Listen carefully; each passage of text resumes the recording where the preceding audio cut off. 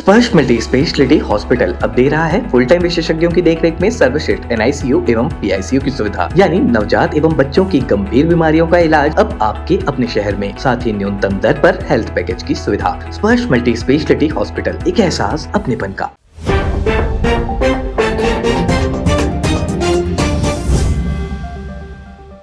बलौदाबाजार बवाल के मामले में भीम आर्मी के बाद अब पुलिस की नजर जो है भीम क्रांतिवीर संगठन पर पड़ गई है। अब जो है भीम क्रांतिवीर जो संगठन है उसके पदाधिकारियों की गिरफ्तारी की जा रही है और बीते रोज 2 बड़े पदाधिकारियों की गिरफ्तारी हुई है। नमस्कार, मैं हूं मयंक चतुर्वेदी और आप देख रहे हैं तीरंदाज। बलौदाबाजार बवाल 10 जून का जो प्रकरण है वो सबके जहन में अभी भी ताज़ा है और उस बवाल के बाद जो है जो गिरफ्तारियों का सिलसिला है वो थमने का नाम नहीं ले रहा है। आपको बता देते हैं कि बवाल के बाद से ही गिरफ्तारियां जारी हैं और भीम आर्मी के एक बड़े कैडर को सलाखों के पीछे भेज चुकी है। बता दें कि 10 जून को बवाल के बाद से ही पुलिस ने छानबीन शुरू कर दी थी और अपनी प्रारंभिक जांच में 3 संगठनों को इस पूरे बवाल के पीछे जिम्मेदार बताया था और वो 3 संगठन थे भीम आर्मी, भीम रेजिमेंट और भीम क्रांतिवीर। ये 3 संगठनों को लेकर के पुलिस का मानना था कि इन सभी लोगों ने जो है मिलकर के इस पूरे बवाल को अंजाम दिया या इस बवाल के पीछे इन्हीं संगठनों के लोग जो है सक्रिय रूप से भूमिका निभा रहे थे। उसमें एक वजह ये भी थी कि पुलिस उन लोगों को चिन्हित कर रही थी जिन्होंने आंदोलन का आयोजन किया था, लोगों से जो है बलौदाबाजार पहुंचने का आह्वान किया था, व्यवस्थाएं की थी, प्रदर्शन की अनुमति ली थी या रणनीति बनाने में जिन लोगों ने सक्रिय भूमिका निभाई थी उन सभी को इस पूरे बवाल के पीछे माना था। इसके बाद पुलिस ने CCTV फुटेज और सोशल मीडिया पर वायरल हो रहे वीडियो के आधार पर लोगों की पहचान करना शुरू किया था। पुलिस इसके पहले भीम आर्मी के प्रदेश अध्यक्ष, महामंत्री, कार्यकारिणी सदस्य, उपाध्यक्ष और अन्य पदाधिकारियों को सलाखों के पीछे भेज चुकी है। अब इसके बाद जो है बारी आ गई है भीम क्रांतिवीर संगठन की। पुलिस ने बीते रोज भीम क्रांति संगठन के 2 बड़े पदाधिकारियों को गिरफ्तार किया है। एक तो भीम क्रांतिवीर के उपाध्यक्ष है और दूसरा जो है भीम क्रांतिवीर की जो छात्र इकाई है उसका प्रदेश अध्यक्ष है। आपको एक और चीज बता देते हैं कि भीम क्रांतिवीर संगठन के जो संस्थापक हैं किशोर नवरंगे, उनको पुलिस पहले ही गिरफ्तार कर चुकी है। अब आपको बताते हैं कि ये जो 2 लोग गिरफ्तार हुए हैं उनमें कौन कौन लोग हैं। एक का नाम गोपी बंदे है जो कि 19 वर्ष का है और ग्राम बरदा और थाना लवन का रहने वाला है, जो कि ये जो है छात्र संगठन के जो है छात्र विंग जो है क्रांतिवीर की उसके प्रदेश अध्यक्ष हैं। और दूसरे हैं संदीप उर्फ मोनू कोसले। मोनू की उम्र जो है करीब 21 साल है और ये ग्राम ढंढनी थाना लवन के रहने वाले हैं। ये जो है भीम क्रांति संगठन के उपाध्यक्ष हैं। अब आपको छोटा सा ब्रीफ और बता देते हैं कि अब तक पुलिस इस मामले में क्या क्या कर चुकी है, कितने लोगों को गिरफ्तार कर चुकी है।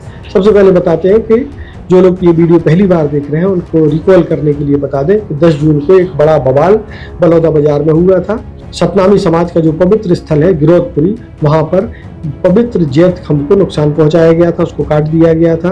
ये बात मई महीने की है। इसके बाद सतनामी समाज लगातार आरोपियों की या वारदात को अंजाम देने वालों को पकड़ने की मांग कर रहा था। हालांकि पुलिस ने कुछ लोगों को गिरफ्तार किया और ये बताया कि आपसी विवाद या मजदूरी न मिलने के कारण बिहार के 3 मजदूरों ने जैत खंभ को काटा है। हालांकि सतनामी समाज के लोग पुलिस की इस थ्योरी पर भरोसा नहीं कर रहे थे। सतनामी समाज के लोगों का कहना था कि इस मामले की CBI जांच होनी चाहिए। हालांकि सरकार ने न्यायिक जांच की घोषणा कर दी थी, लेकिन इसके बाद भी जो है सतनामी समाज के लोग CBI जांच की मांग चाहते थे या CBI जांच चाहते थे। इसी मामले को लेकर के 10 जून को बलौदाबाजार के दशहरा मैदान में एक प्रदर्शन का आयोजन किया गया। पुलिस ने और प्रशासन ने सतनामी समाज की जुड़ती भीड़ को देखते हुए काफ़ी मात्रा में पुलिस बल की तैनाती की थी, लेकिन जब प्रदर्शन के बाद या धरना के बाद सतनामी समाज के लोग कलेक्ट्रेट की ओर बढ़ते हैं तो इतनी बड़ी भीड़ के सामने पुलिस और प्रशासन के इंतजाम छोटे पड़ जाते हैं। भीड़ जो है कलेक्ट्रेट में घुस जाती है।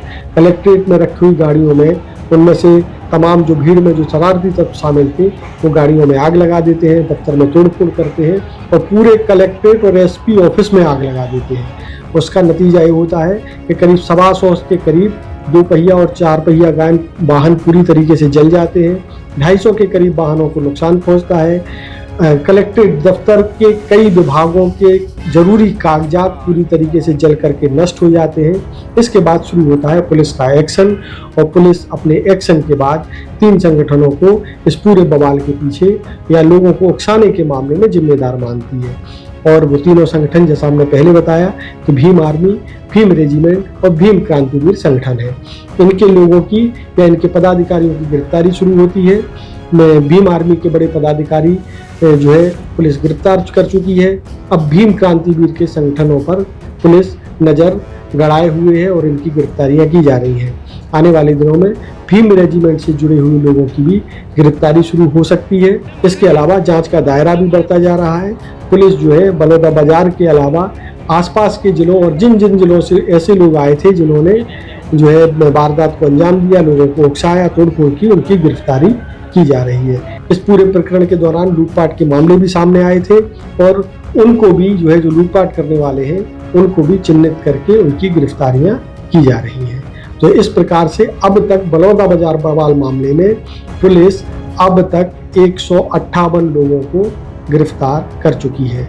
हालांकि सतनामी समाज के लोगों में इसको लेकर के आक्रोश था। इस पूरे बवाल के बाद सतनामी समाज के समर्थन में चंद्रशेखर रावण 4 जुलाई को भटगांव पहुंचे थे। वहां उन्होंने एक सभा की थी।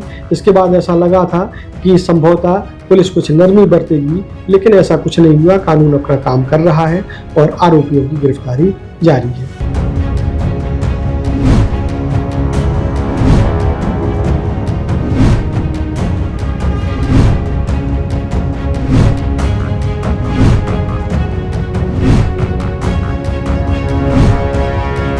छत्तीसगढ़ और देश विदेश से जुड़ी खबरों से जुड़े रहने के लिए आप तीरंदाज को सब्सक्राइब करना बिल्कुल ना भूलें और बेल आइकॉन को जरूर दबा दें ताकि आपके पास जैसे ही खबर डले नोटिफिकेशन पहुंच पाए। नमस्कार।